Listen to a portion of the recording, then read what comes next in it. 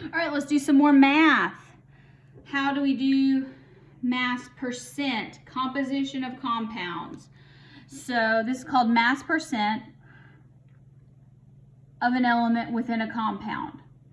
So what we need to do is we need to figure out the mass of whatever element we're talking about that's in 1 mole, and we divide that by the mass of 1 mole, and we're going to multiply by 100. So again, it's not nearly as complicated as it sounds. So let's find the mass percent of chlorine in CCl2F2. You don't know how to name that. That's okay. Now, so the first thing we should do is let's write out kind of what this means. So we need the mass of chlorine in this here over our mass of our compound. Now it just says the mass percent, so we're going to assume we have 1 mole because that just makes things a lot easier because we can go direct from the periodic table. So our mass of chlorine in our compound, 2, and chlorine is 35.45. There's a couple of ways you can do this. This is just the easiest way for me. And then our mass here of our total compound, carbon, 12.01. So this is all in the bottom, plus 2 times 35.45 plus 2 times what's fluorine. Fluorine is, we're going to go with 19. And we're going to do that times 100. Now, some of you may choose to do your molar mass first. That's fine. But ultimately, you're going to end up, so let's calculate molar mass, 12.01 plus 2 times 35.45 plus 2 times 19. So 120.91. So 120.91, and what is 2 times 35.45? 70.9. That times 100, remember, so this is like grams and grams, grams per mole. They cancel out. We're just going to get a percentage. So there's no units here. Divided by 120.91 times 100. So 58.64% chlorine. All right, let's figure out the mass percent of oxygen in acetic acid.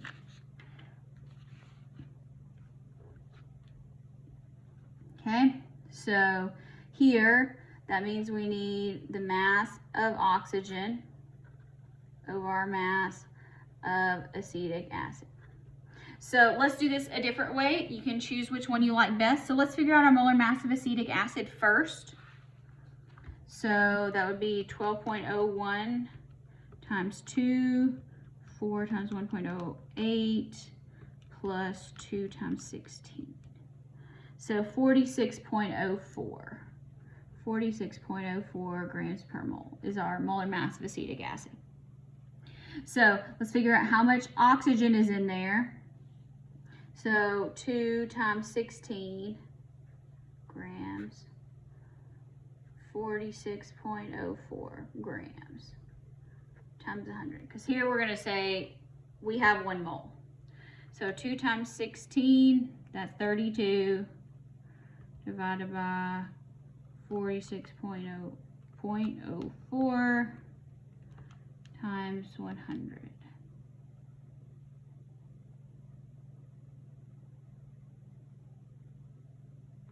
Did I do that right? Oh, no, I didn't. When I calculated my molar mass, I was like, something's not right here. Times 2. There we go. 60.05. Ooh, that was weird. Thought that was weird. All right, so let's try that again. 60.05. All right, so 32 divided by 60.05. So if you were doing that with me, you go, Dr. Big, I didn't get that right at all. Times 100. Told you, not the best button pusher. 53.29% oxygen.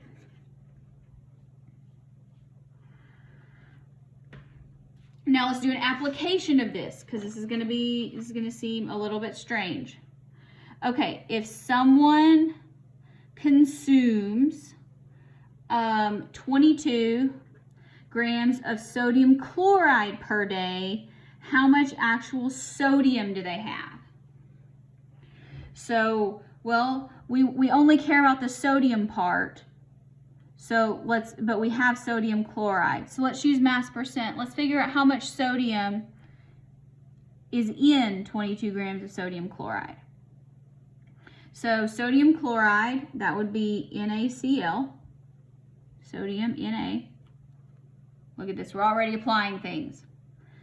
So sodium chloride, sodium is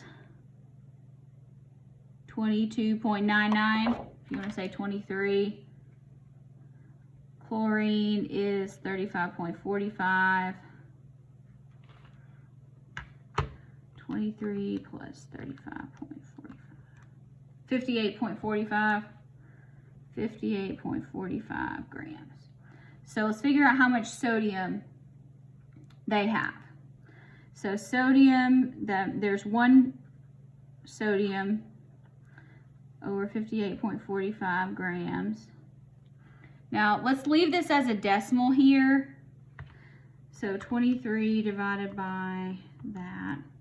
This means that every 1 gram of sodium chloride, that's table salt that they consume, they're getting 0.393 grams of sodium.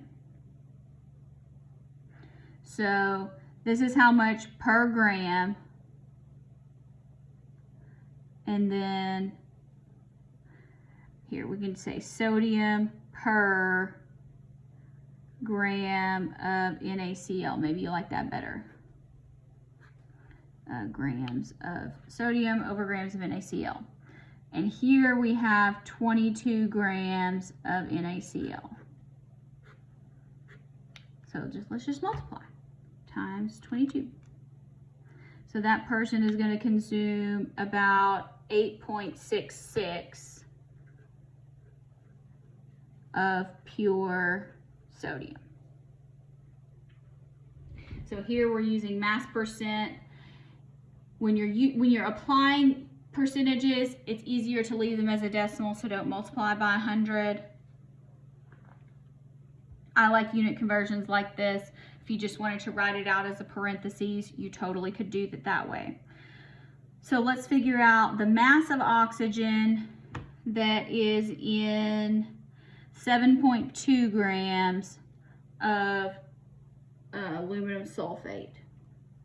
So first thing, let's figure out how much aluminum sulfate weighs. So that would be 2 times 26.98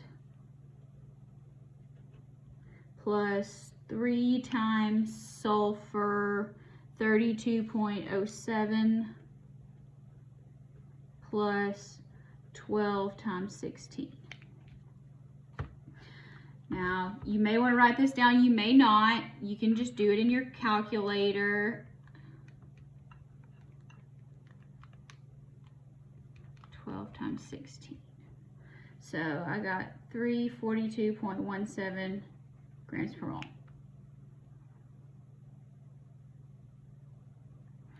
All right. So now we need to know how much oxygen is in this. So there are 12 molecules of oxygen, each of them weighs 16 grams in this. So let's do 12 times 16, because that's how much oxygen. This is oxygen over compound. divided by 342.17. So here, if you want to do it this way using unit conversion, that's grams of oxygen. This is grams of aluminum sulfate. And so here, if you want to cancel out, you can say 7.2 grams aluminum sulfate there. Unit conversion. Beautiful. Times 7.2. So they're 4.04 grams of oxygen. Isn't that wonderful?